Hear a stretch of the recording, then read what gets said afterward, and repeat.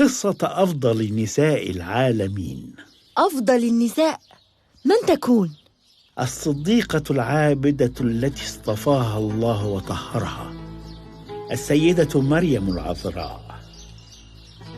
في بيت فقير من بيوت بني إسرائيل، لكنه عامر بالقلوب الطيبة المؤمنة، عاش الرجل الصالح عمران بن آثان مع زوجته حنة. كيف حال زوجك الصالح عمران يا أختي؟ بخير والحمد لله. وكيف حال زوجك نبي الله زكريا؟ الحمد لله على كل حال. ماذا جرى يا أليصابات؟ لا جديد.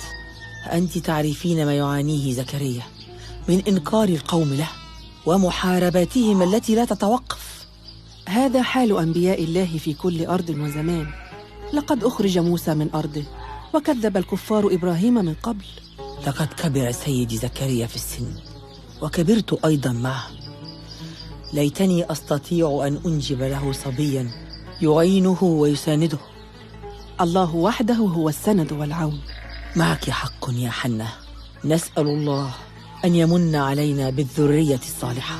لو أن الله يرزقني بمولود سأهبه لخدمة المحراب وطاعة الله. اللهم اشهد.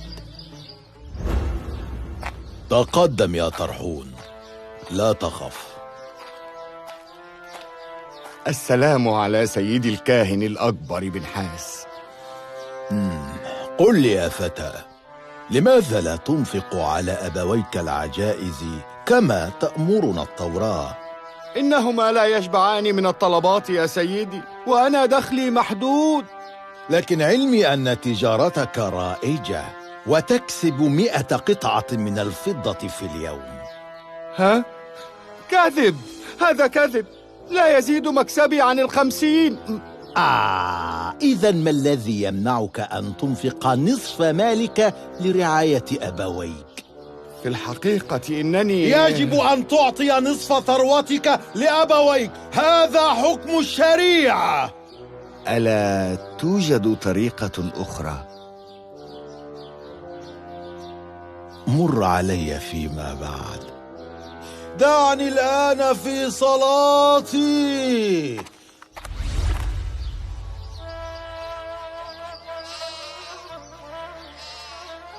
البقاء لله يا حنة. كنت أريده أن يفرح بما في بطني.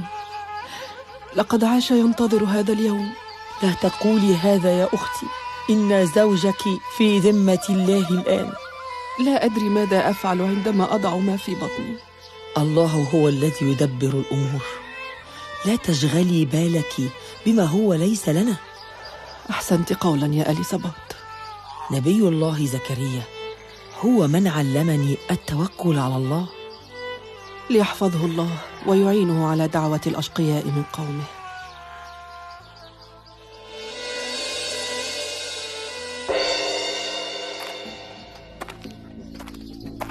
جئت إليك بعد أن انصرف الجميع، فهل وجدت لي طريقة؟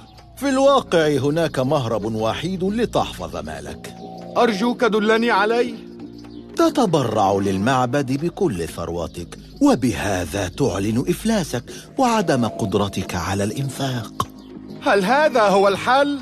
انتظر حتى أكمل الخطة. بعد أن تتبرأ من كفالة والديك تستعيد مالك. هذه فكرة عبقرية. ثمنها ربع ثروتك فقط. ها؟ لا تنسى أن خسارة الربع أفضل من خسارة النصف. لا تكن طماعاً.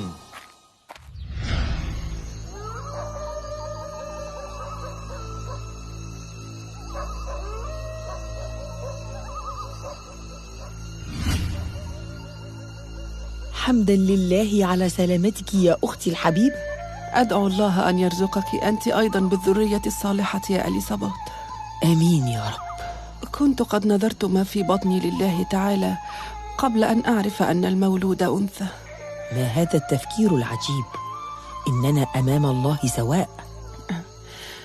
ولكن الذكور لهم القوامة، وهم الأقوى في الحروب والشدائد. لا ندري أين يكمن الخير. ربما تكون هذه الطفلة الهادئة فيها الخير لك وللدنيا كلها. أفكر أن أسميها مريم. مريم؟ اسم جميل.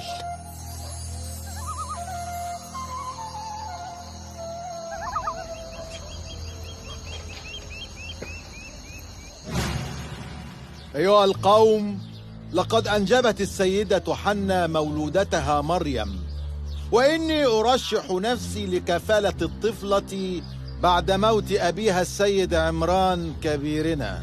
ولماذا لا